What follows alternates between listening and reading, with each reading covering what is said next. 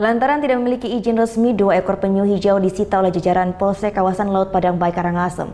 Kedua ekor penyu ini pun akhirnya dilepas liarkan di kawasan pantai Blue Lagoon, Karangasem.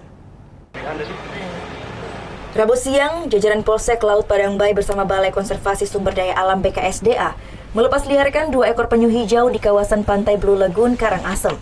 2 ekor penyu yang memiliki panjang masing-masing 93 cm dan 63 cm ini merupakan hasil sitaan yang didapat dari 2 warga Lombok yang menyeberang di Pelabuhan Padang Bay pada hari Minggu. Rencananya, kedua ekor penyu yang tidak memiliki dokumen resmi ini akan dijual untuk keperluan upacara adat keagamaan. Curigai ada sepeda motor mengangkut sejenis karung goni. Setelah kami periksa, ada 2 buah penyu hijau.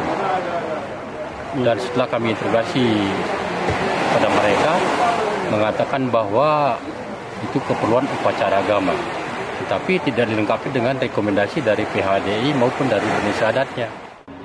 Sebelum dilepas liarkan, kedua ekor penyu hijau ini terlebih dahulu dipasangi sebuah chip atau tanda pengenal oleh pihak BKSDA.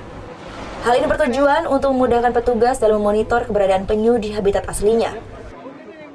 Penyu merupakan jenis yang dilindungi, jadi kita lepas liarkan lagi agar bisa hidup di habitat alaminya, dan kita tagging untuk monitoring nanti apabila nanti ada kegiatan monitoring di habitat. Dari tahun ke tahun, tingkat penangkapan satwa penyu secara ilegal terus mengalami peningkatan.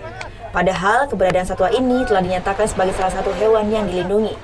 Hal tersebut tercantum dalam Undang-Undang Nomor 5 Tahun 1990 serta Peraturan Pemerintah Nomor 7 Tahun 1999. Karim Martana melaporkan untuk NET. Oh iya beneran. Iya, oke. Nah, udah kan untuk beritanya? Jangan lupa di-subscribe, di-like, dan juga di-komen ya akun YouTube dari Net Bali. Terima kasih udah subscribe. Yang belum, jangan sampai lupa. Di sebelah sini nih. Subscribe.